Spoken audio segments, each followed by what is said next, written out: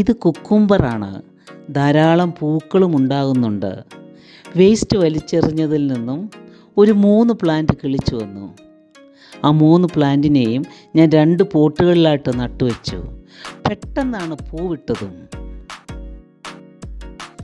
Potting മിക്സ്ചറായിട്ട് ഇട്ട് കൊടുത്തത് ചട്ടിയുടെ ഏറ്റവും താഴെയായിട്ട് ഉണക്ക ഇലകളും അതിന് തൊട്ട് മുകളിലായിട്ട് കുറച്ച് പച്ചിലയും മണ്ണും ഉണക്കച്ചാണകവും ചകിരിച്ചോറും എല്ലാം കൂടെ മിക്സ് ചെയ്തിട്ടിട്ടു. ആ പോട്ട് അങ്ങനെയാണ് നിറച്ചത്. ഈ പോട്ടിംഗ് മിശ്രിതത്തിലാണ് കുക്കുംബറിൻ്റെ പ്ലാന്റൊക്കെ നട്ട് ഒരു 45 ഡേയ്സ് കഴിഞ്ഞ് കാണും ധാരാളം പൂവിടാൻ തുടങ്ങി. തുടർന്ന് ചെറിയ കുക്കുംബറും ഉണ്ടായി തുടങ്ങി. കുറച്ചൊക്കെ പൊഴിഞ്ഞൊക്കെ പോയി. ഒരു 3-4 എണ്ണം നല്ലതുപോലെ വളർന്നു കിട്ടി. ഇനി നമ്മുടെ കൊച്ചിയിലും കുക്കുംബർ വളർത്താമെന്നായി. കുക്കുംബർ 3 നല്ലതുപോലെ വിളഞ്ഞ് പാകമായതുകൊണ്ട് അതെല്ലാം അണ്ണൻ കടിക്കാതെ പറിച്ചെടുത്തു.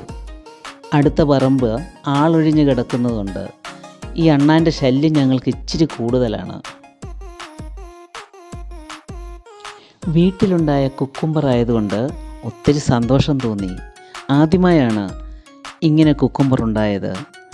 ഈ കുക്കുംബർ കട്ട് ചെയ്യുമ്പോൾ ആ സന്തോഷം മനസ്സിലുണ്ടായിരുന്നു. ഇനി വേസ്റ്റ് വലിച്ചെറിയുമ്പോൾ ഒന്ന് ശ്രദ്ധിക്കണേ, ഏതെങ്കിലും സീഡ് അതിൽ നിന്നും മുളച്ചു വരാതിരിക്കുകയില്ല. Okay, by. ഇനി നിർത്തട്ടെ. അടുത്തതിൽ മറ്റൊരു വീഡിയോയുമായി വരാം. ബീനാസ് ഫൺ വേൾഡ് സബ്സ്ക്രൈബ് ചെയ്യാനും ലൈക്ക് ചെയ്യാനും മറക്കല്ലേ.